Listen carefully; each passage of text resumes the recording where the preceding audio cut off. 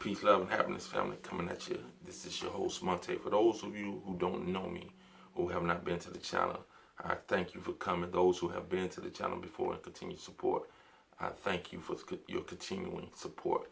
For the new ones, guys, on this channel, what I attempt to do is talk about any and everything, any topic that is deemed necessary to any individual on this planet Earth. I believe that no topic should be off the table for those of us who are willing to be reasonable in our dialogue and attempt to hear and listen to what others have to say and why they have to say what they have to say. We're all unique. We all have unique experiences.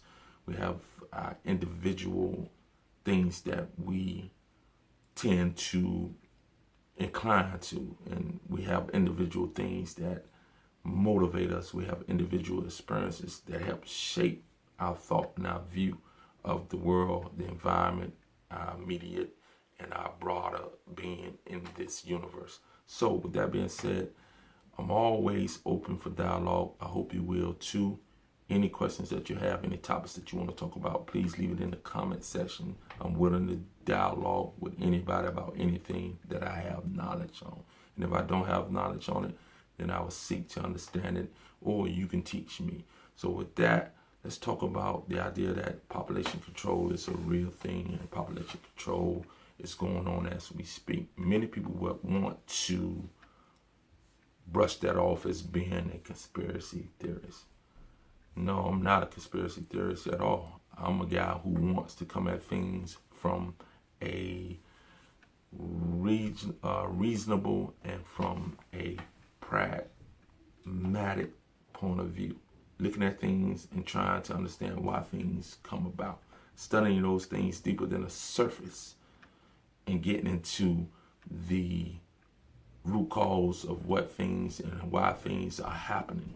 We can't just sit around and think that just because things are put out in front of us as they are, that the intent of those things are good or necessary for us.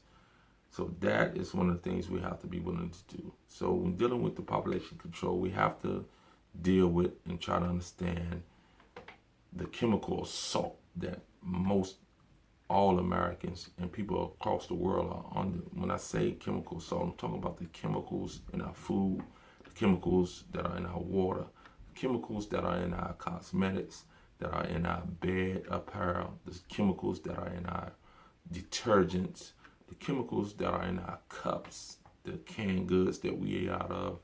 All these chemicals are having a detrimental effect on the natural development of the human species, and many other species. All species on this earth are being affected by the onslaught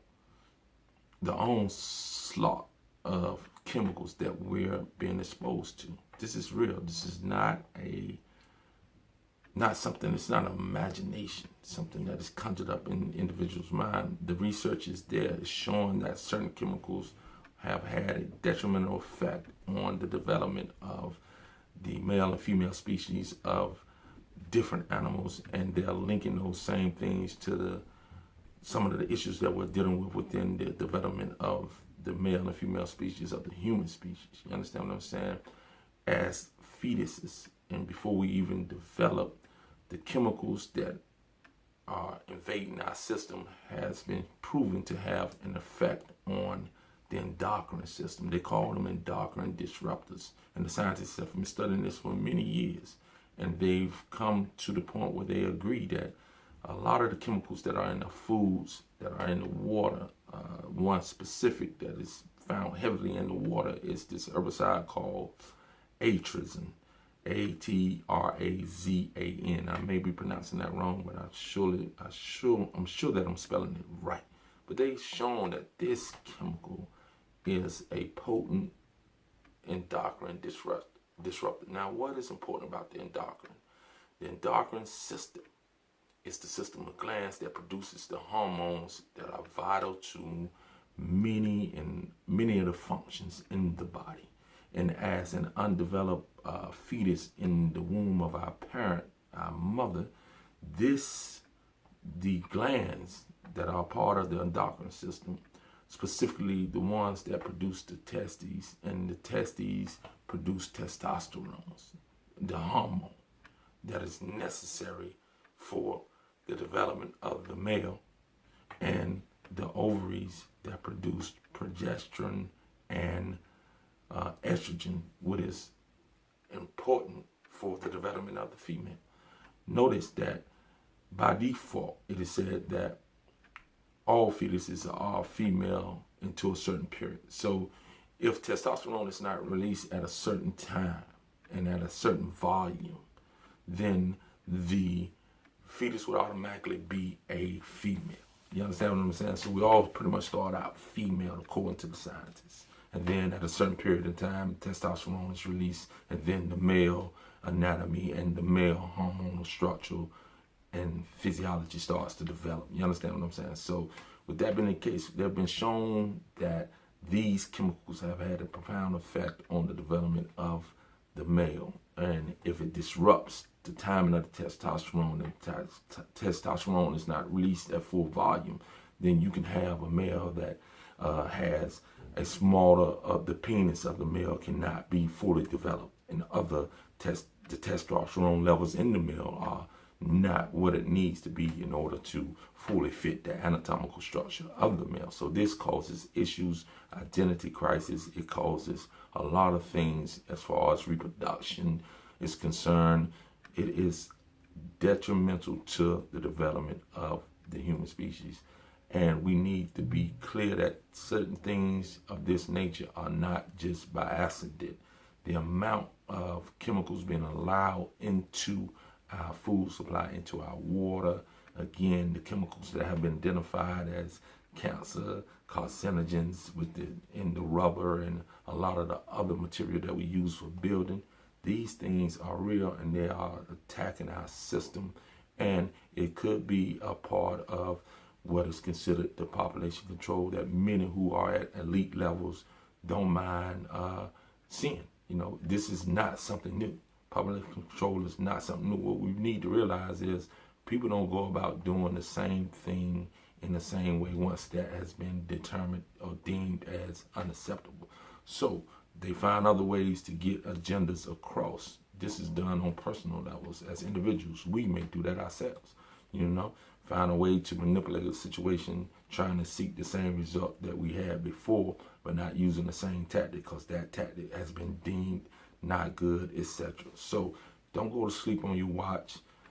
2, 3, there's several things that you can do that can help to minimize your exposure to these chemicals and to pretty much neutralize the effect of those chemicals on your body. First, you can start to learn how to eat more properly. You should eat from a plant-based approach to life, meaning that you should be consuming plants.